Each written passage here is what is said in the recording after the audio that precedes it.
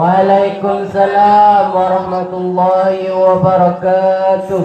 Alhamdulillahirabbil alamin wa bihi nasta'in ala umurid dunya waddin wassalatu wassalamu ala anbiya wal mursalin wa ala alihi wa sahbihi ajma'in.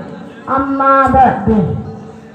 Yang saya hormati pengasuh Pondok Pesantren Putra Az-Zarawiyah serta seluruh majlis keluarga Alladina Sami'na wa Ta'na, dan juga yang saya hormati para asatidz, utamanya guru tugas dan segenap pengurus Ponpes Az-Zarawiyah, dan tak lupa kepada teman-teman santri seperjuangan yang saya cinta sayangi.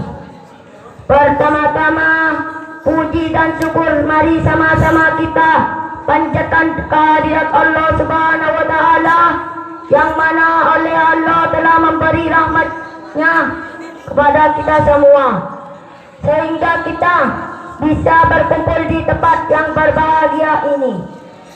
Selanjutnya, selawat dan salam mari sama-sama kita junjungan kepada Rasulullah Sallallahu Alaihi Wasallam, yang mana beliau telah membawa kita dari alam jahiliyah ke alam Islamiyah, dari alam kebodohan ke alam yang penuh ilmu pengetahuan.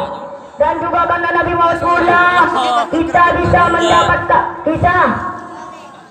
kita bisa membedakan mana Quran dan yang mana Al-Quran. Dan karena Nabi Muhammad pula kita bisa membedakan yang mana teh botol dan yang mana alkohol. Hadirin kaum muslimin rahimakumullah, wahai saudaraku-saudara, semua mencari ilmu itu wajib bagi kaum muslimin dan muslimat, sebagaimana Rasulullah SAW telah bersabda, "Talabul ilmi fariidatan ala kulli muslimin wa muslimatin," yang artinya mencari ilmu itu wajib bagi umat Islam laki-laki dan perempuan. Kenapa Rasulullah Sallallahu Alaihi Wasallam mewajibkan kepada umatnya untuk menuntut ilmu? Karena dengan ilmu sangat penting dalam kehidupan manusia di dunia ini. Dengan ilmu kita bisa membedakan mana yang baik dan mana yang buruk. Dengan ilmu kita bisa memimpin dunia ini, memimpin seluruh makhluk-makhluk Allah Subhanahu wa Ta'ala. Dengan ilmu pula kita bisa menjadi makhluk-makhluk Allah, makhluk-makhluk yang baik di antara makhluk-makhluk Allah Subhanahu wa Ta'ala. Tetapi jika kita tidak punya ilmu, kita menjadi bodoh, tidak tahu apa-apa di dunia ini. Dan pada akhirnya kita akan menjadi orang-orang yang terendah di antara makhluk-makhluk Allah Subhanahu wa Ta'ala. Na'udzubillah tsumma na'udzubillah.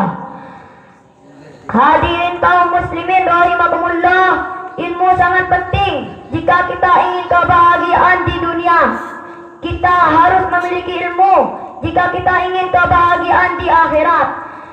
Kita harus memiliki ilmu. Tanpa ilmu kita tidak tahu yang mana perintah Allah dan yang mana larangannya. Sebaik-baiknya ilmu yang bisa menjadikan hati kita bersih. Jika hati kita bersih, semua ilmu yang kita miliki semua bermanfaat bagi kita sendiri dan bagi saudara-saudara kita dan bagi saudara-saudara lain. Tetapi jika hati kita kotor, sungguh rugi dunia dan akhirat orang-orang yang rugi. Di akhirat nanti tempatnya dalam neraka. Neraka itu panas sekali, beribu-ribu kali panas di dunia, lebih panas dari neraka. Baunya di neraka beribu-ribu kali baunya di dunia. Sekali tercium pecah otak kita. Maka kita harus menjaga keluarga kita daripada neraka, sebagaimana Allah telah berfirman, "Ya ayyuhalladzina amanu qu anfusakum wa ahlikum nara." Hai orang-orang beriman, jagalah dirimu dan keluargamu daripada api neraka. Hadirin teman-teman santri yang saya cintai, ilmu Ilmu adalah penerang hidup. Ilmu adalah penerang hidupan di dunia maupun di akhirat nanti. Maka wajib menuntut ilmu, apalagi di zaman sekarang ini. Napa di mana-mana anak-anak dan pemuda-pemuda sudah mulai malas mencari ilmu. Mereka lebih suka main game online seperti Mobile Legends, Free Fire dan lain-lainnya. Maka kita sebagai santri jangan sampai lebih semangat main game daripada mencari ilmu. Setuju? Oke, saya pun setuju. Marilah luangkan waktu kita, semangat diri kita, satukan tekad kita dalam menuntut ilmu agar kita selamat dan mendapatkan ridho Allah Subhanahu wa taala. Sekian, sampai di sini saja uraian kami. Bila ada ucapan yang kurang berkenan di hati para hadirin, kami mohon maaf yang tidak ada tara. Assalamualaikum warahmatullahi wabarakatuh. Assalamualaikum warahmatullahi wabarakatuh. Terima kasih kami sampaikan. Selanjutnya yang akan disampaikan oleh sahabat kami yang bernama Muhammad Lilur. Kepadanya waktu dan tempat dipersilahkan.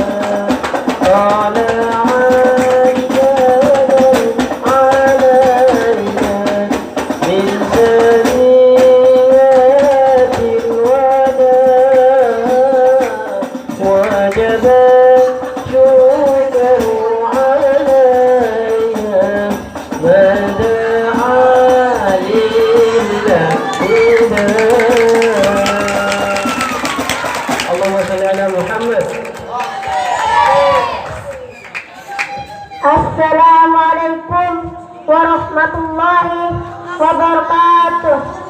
Alhamdulillahi rabbil alamin, wa ashhadu an la ilaha illallah wahdahu la syarika lah, wa huwa hasbi wa ni'mal wakil.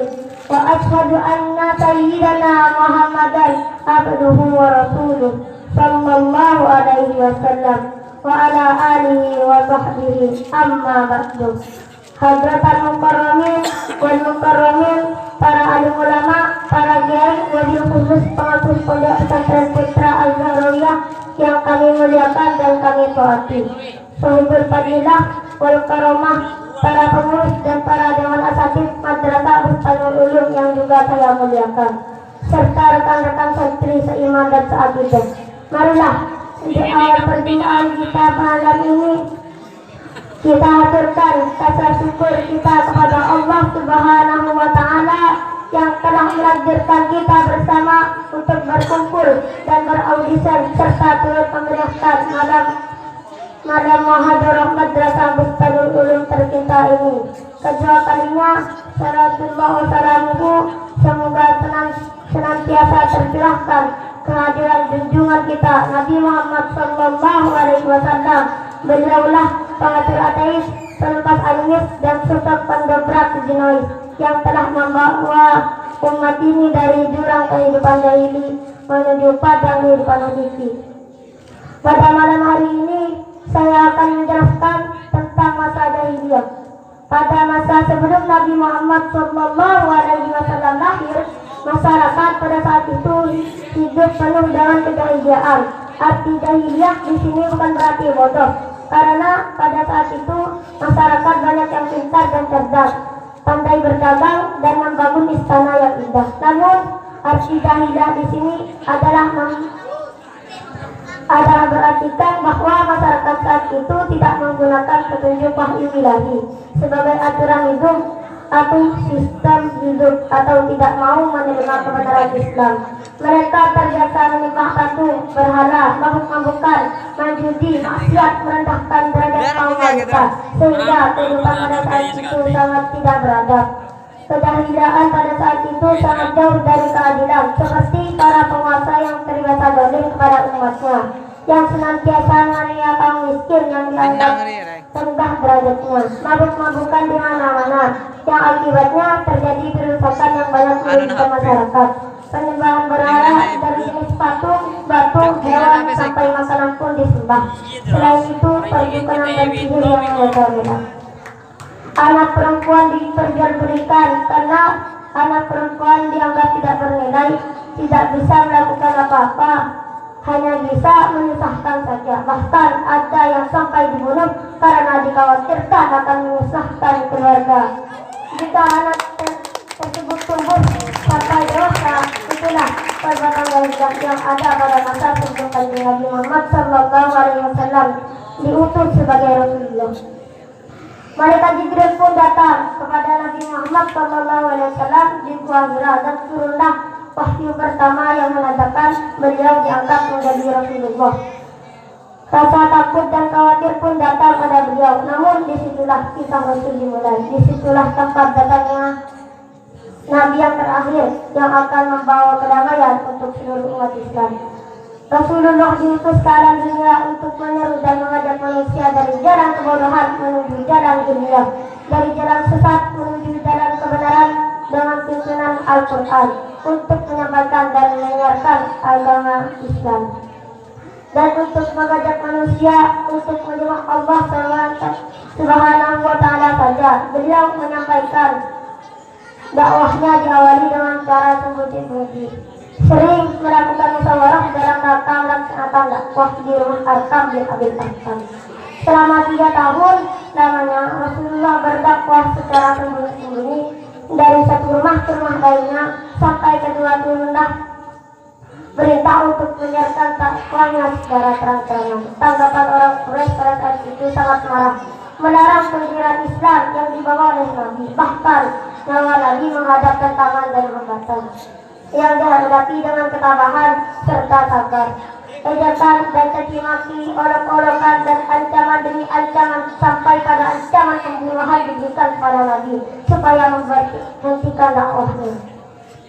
Selain dengan ancaman, kaum Quraisy juga berusaha menghentikan dakwah Rasulullah SAW dengan jalan membujuk, termasuk menghasut kembali Abu Thalib untuk bersikap berbicara dengan Nabi agar menghentikan seruannya, tapi Nabi menjawab dengan tegas dan penuh semangat sambil menundukkan pandangannya seraya menangis. Hai pamanku, demi Allah, sekalipun mereka meletakkan matahari pada tangan kananku dan meletakkan bulan pada tangan kiriku, agar aku meninggalkan urusanku ini, tidaklah aku akan dibinasakan dalam mengerjakan aturan agama ini. Dan akhirnya Abu Thalib pun menjawab, Muhammad, pergilah engkau dari sini dan berkatalah kepada kamu, demi Allah aku tidak menyerahkan engkau kepada mereka.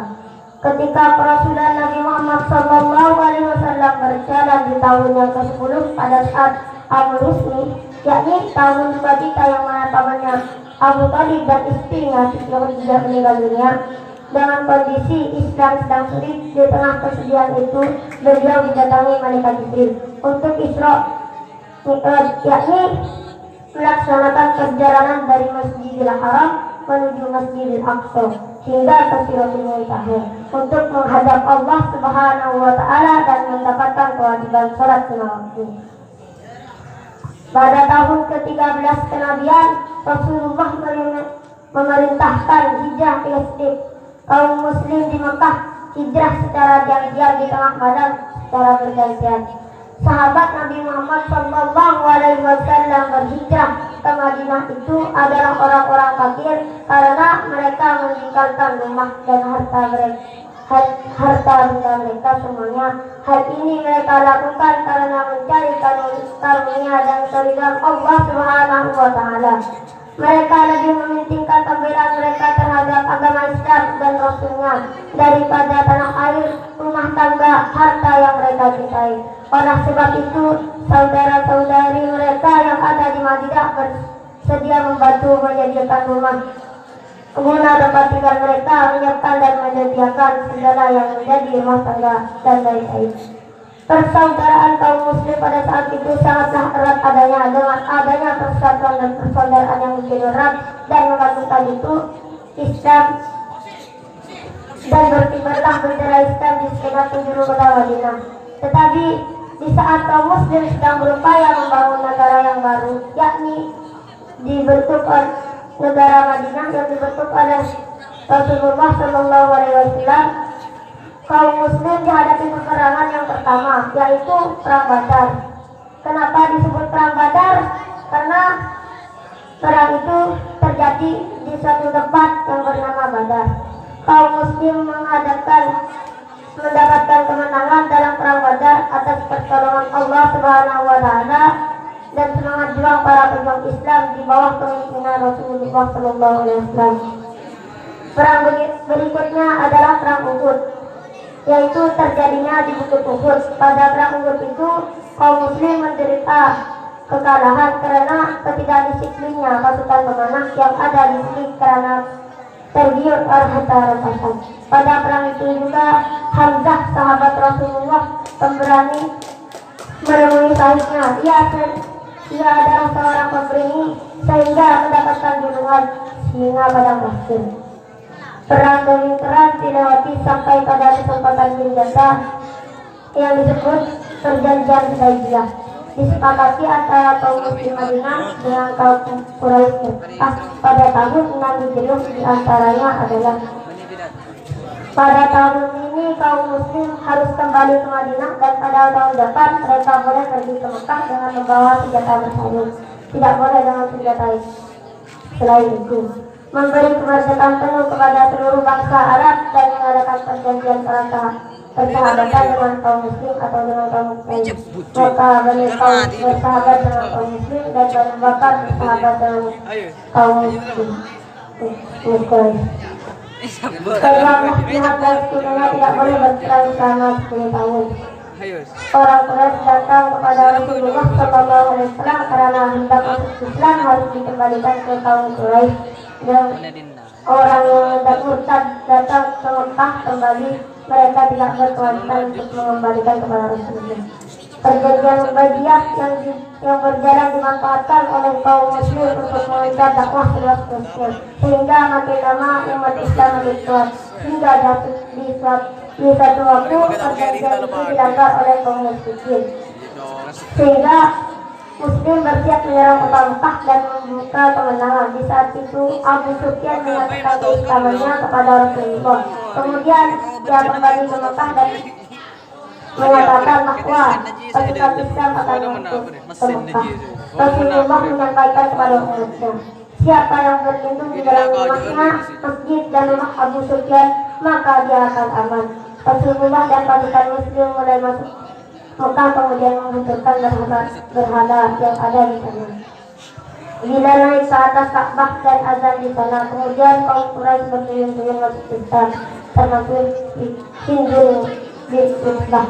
Rasulullah Shallallahu Alaihi Wasallam menghapuskan pemerintahan jahiliyah di sana. Wassalamualaikum warahmatullahi wabarakatuh. Waalaikumsalam warahmatullahi wabarakatuh.